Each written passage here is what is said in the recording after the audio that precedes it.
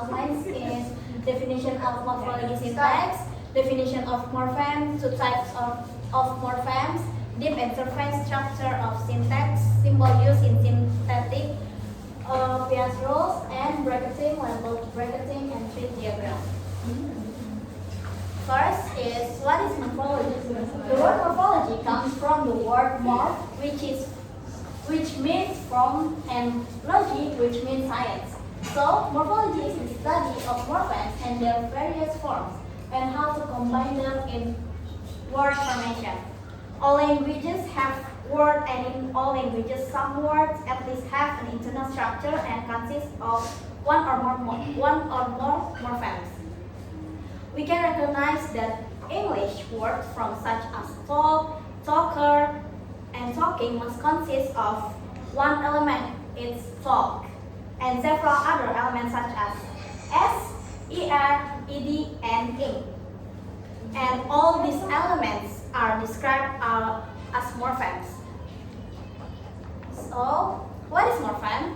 Morpheme is the smallest unit of language whose meaning is relatively stable and which cannot be divided into smaller meaningful parts. Also, morpheme is a minimal unit of meaning or grammatical function. There are two types of morphemes. First, free morphemes. Free morphemes is morphemes that can stand by themselves as single words. For example, talk and see. It means that it can be meaningful as an independent word. Additionally, these morphemes is divided into two categories described as follows: lexical morphemes and functional morphemes. Jadi free morphemes itu morfem bebas yang dia tuh bisa berdiri sendiri. Kata yang punya artinya sendiri, kayak misal talk and see yang artinya itu berbicara dan melihat, gitu. Terus ada bold morphemes. Bold morpheme is morphemes that can only occur as affixes are described as bold morphemes. As affixes, they cannot stand alone as meaningful units, known as dependent elements as well. These morphemes is divided into two types as well, presented as follows: derivational morphemes and inflectional morphemes. And types of free morphemes, there are lexical morphemes. These morphemes is a set of ordinary nouns, adjective, and verb that we think of as words that carry the content of the message we convey. For example, work, busy, book, etc. Jadi lexical morphemes itu jenis morfem bebas yang memiliki kata itu artinya tuh bisa berdiri sendiri, kayak misalnya dari noun kata benda itu buku, terus laptop, handphone, chair, bag, terus kayak kata kerjanya work, talk, walk, terus adjektifnya beautiful, busy, lazy, kan itu kata-kata yang bisa berdiri sendiri, punya artinya sendiri. Yang kedua, functional morphemes. These other types refers to morpheme which consist largely of the functional words in the language such as conjunction, preposition, articles, and pronouns. For example, in, he, both, modal auxiliary verbs such as will, and auxiliary verbs such as are. Jadi functional morphemes itu sama kayak free morphemes, morfem bebas yang punya arti sendiri, cuman dia itu berupa conjunction, kayak and itu dan, or atau, in di dalam, atau pronouns he, she, I, you, they, gitu. Terus type of bound morphemes. First, derivational morphemes. Derivational morphemes are morphemes that can make a new word or change the grammatical category of the set. For example, adding full to color will change the word color from noun to adjective colorful. Another type of derivational morphemes are suffix such as able, less, ness, li, etc. And prefix such as this, miss, and, re, and in. Lalu inflectional morphemes. Inflectional morphemes are served as grammar markers that obtain number, possession, or comparison. For example, akhiran s or es. The morpheme indicates noun plurals added to nouns. The morpheme ed indicates the regular of past tense or past participle and to verb. Another type of inflectional morphemes are er, in, est, or s. Nah, bone morphemes ini itu nggak bisa berdiri sendiri. Jadi bone morphemes itu perlu free morphemes untuk membuat suatu kata. Misalnya kayak yang inflectional morphemes is itu, yang s itu misalnya kayak work tambah s jadi works untuk pronoun she, he, it. Atau ed itu perlu kata kerja seperti work ditambah ini jadi past tense. Jadi bone morphemes itu nggak bisa berdiri sendiri, dia nggak punya artinya sendiri gitu. And here's the three of morphemes. Yang free itu open class itu jadi kayak noun, adjective, verbs, and adverbs. Close class yang conjunction, preposition, articles, and pronouns and auxiliary verbs. Terus yang bound ada affix, derivational, and inflectional. Prefixnya ada pre, an, and con. Suffix li, is, and man. Terus inflectional suffixnya ada in, er, s, est, and ed. And next material will be presented by Caca. Now is what is syntax. Syntax is a branch of linguistics that studies how words are combined to form sentences. From this definition, we can conclude that the purpose of syntax is to discover how constituents are combined to form the structure of a sentence. Jadi sintek itu adalah linguistik yang mempelajari bagaimana kata-kata yang digabungkan untuk membentuk suatu kalimat. Misalnya kalau dalam bahasa Indonesia kita kan memiliki aturan kata-kata. Kayak misalnya saya sedang makan. Kalau sayanya itu kan subjek, sedang makannya itu kan berarti predikatnya. Nah, terus kalau saya saya sedang makan nasi.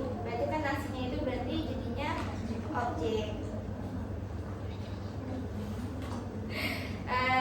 So deep and surface structure.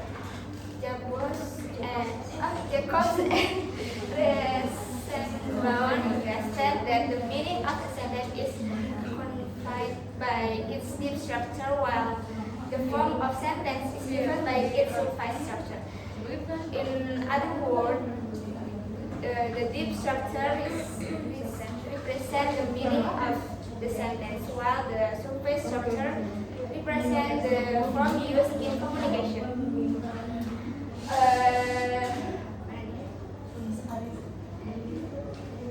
Menurut Jacobs, itu makna dari sebuah kalimat disampaikan melalui structure.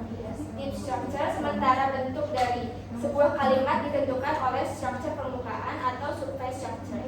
Dengan kata lain, structure dalam mempresentasikan makna dari kalimat, sedangkan struktur permukaan atau surface structure itu mempresentasikan untuk yang digunakan dalam sebuah komunikasi. Nah, contohnya my brother broke the door. Terus the door was broken by my brother. Nah, dua kalimat ini tuh memiliki makna yang sama, yang membedakannya itu strukturnya, strukturnya yang berbeda. Jadi ini tuh kalimat aktif, yang pertama itu kalimat aktif dan kedua itu kalimat pasif. Nah, terus ada transformation deep structure to surface structure.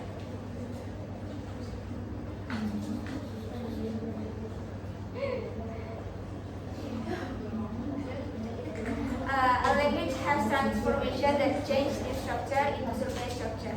According to Jacobs and Rosenbaum, we can assert that specific operation of constituent structure are involved in this transformation of all language.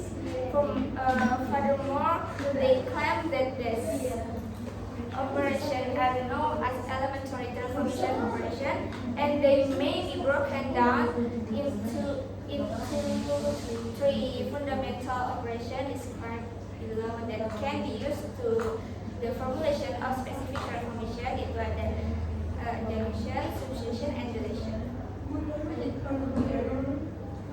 Nah, terus ada addition gitu.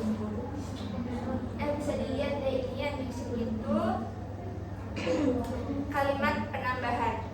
Nah, jadi di sini you can enter into the classroom. Kamu tidak bisa, you cannot enter into the classroom. Kamu tidak bisa masuk ke dalam kelas. Dalam kalimat kata tidak itu diubah menjadi kalimat bentuk konstruksi dan ditambahkan kalimat bisa sehingga membentuk kata tidak bisa yang merupakan satu konsisten tunggal. Nah, terus ada substitution. It is difficult for me to concentrate of calculus. Nah, itu tuh ya sulit bagi saya untuk berkonsentrasi pada kalkulus. Dalam kalimat kedua frasa kata benda kalkulus digantikan dengan kalimat ganti itu. Nah, terus konsisten kalkulus yang berfungsi sebagai objek dalam kalimat A. Nah, digantikan sebagai subjek dalam kalimat B, yaitu kalkulus sulit untuk saya berkonsentrasi. Kalkulus is difficult for me to concentrate. Terus yang terakhir ada deletion atau penghapusan.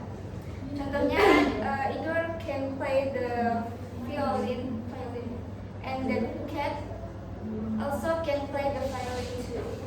Igor dan kucing itu bermain biola dan bermain biola. Igor dapat bermain bola dan kucing tersebut bisa bermain biola juga. Nah, dalam kalimat kedua itu terjadi penghapusan frasa, yaitu bermain bola. Hal ini terjadi karena terdapat pengulangan frasa kerjasama yang sama sehingga dapat disimpulkan bahwa Igor dan kucing itu dapat bermain bola. Bola ya? Nah, ini ada simbol used in syntax description. S itu for sentence, N itu for noun, V itu for verb, RT itu for article, NP for noun phrase, VP itu for verb phrase, ADG itu for adjective, PRO itu for pronoun, PN itu for proper noun. Terus ada ADIF itu ada adverb, ada PREP itu ada preposition, PP itu preposition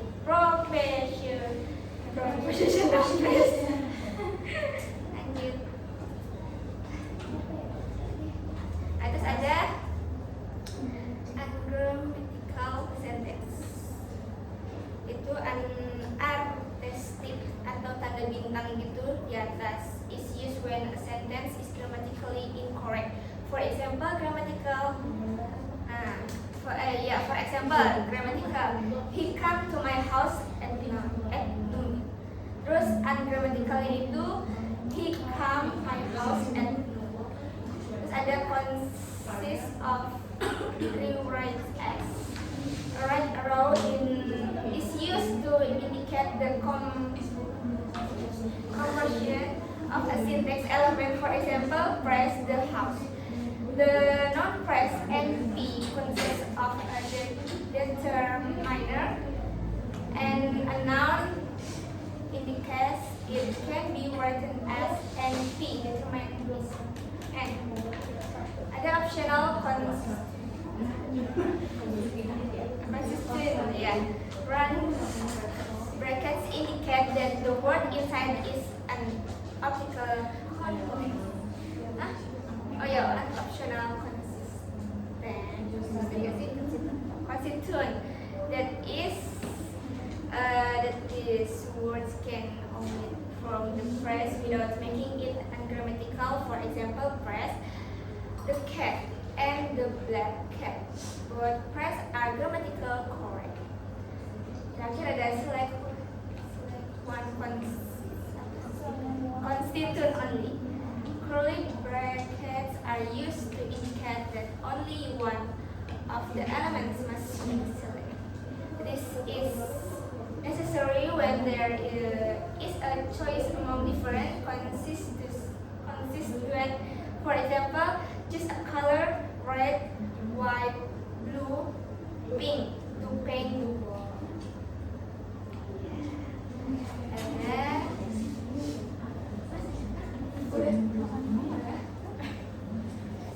Next material will present. Now I'm going to explain about the PS rules or phrase structure rules. So the categorical constituent structure of the sentence can be represented in the form of a phrase marker. Phrase structure rules are used to break a natural language sentence down into its constituent parts, also known as syntactic categories, namely phrasal categories and lexical categories, part of speech. So phrasal categories include noun phrase or NP, verb phrase, VP, prepositional phrase, PP, adverb phrase, ADFP, adjective phrase, ADJP. Lexical categories include noun, verb, adjective, adverb, and many others.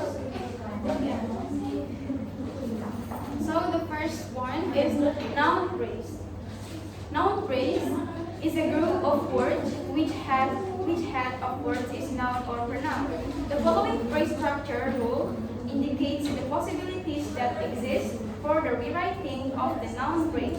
So for example of noun phrase is like my pink socks are in the hamper. So the noun phrase, the head noun is my pink socks are in the hamper is like a modifier. So the second one is verb phrase. Verb phrase is a group of words when the head is a verb with modifier. For example, I was reading the newspaper. So which one is the verb phrase? Was reading. Yes, I was reading. Yes, right. Now the third one is prepositional phrase. Prepositional phrase is a group of words with preposition as a head.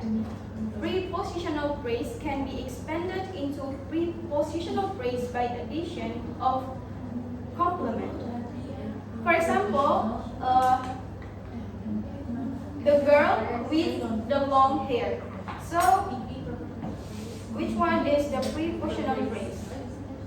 The prepositional phrase is with the long hair because it tells us about the girl, like the noun phrase. And the fourth is adverb phrase.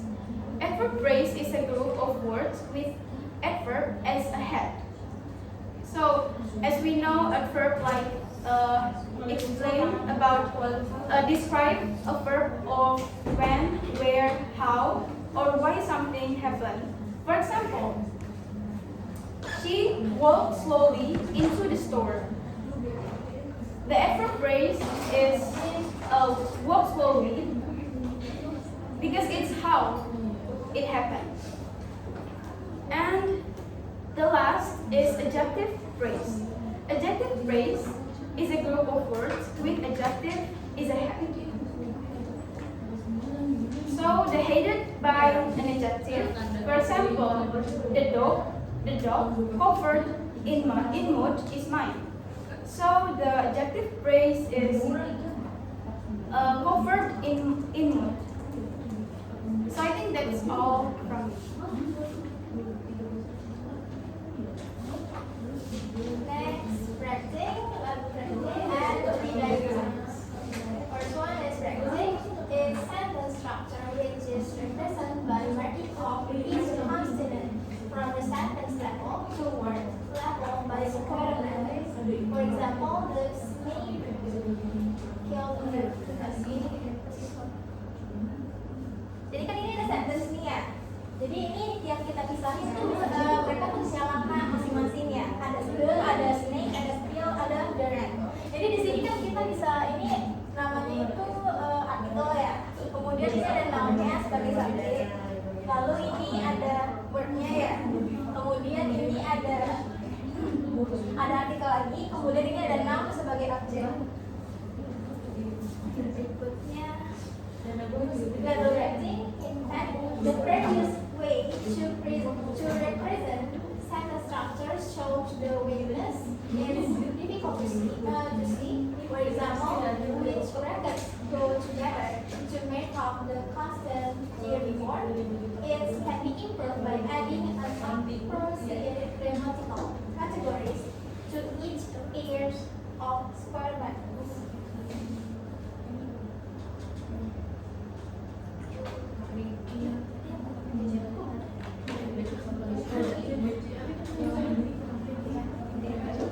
Next is this analysis from visually the most attractive possible way to represent the constant structure is as sentence engines. It's a notational device which is entirely polyvalent to level directing. Jadi kan ini ada tree diagramsnya. Yang pertama tuh ada sentence, kemudian di sini ada noun phrase, ada word phrase. Lalu noun phrase itu terdiri dari determine sama noun. Sedangkan kalau PP ada verb sama ada adverbial phrase-nya. Lalu determine-nya kayak the car. Habis itu kalau misalnya kita lihat ini verb-nya itu adalah arrive. Lalu ini adjective adverbialnya itu adalah yesterday. That's all from us. Any questions, guys?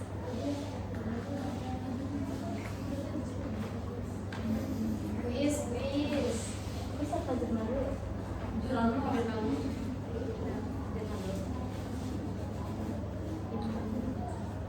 Any questions? I think enough. We will show you the art review journal.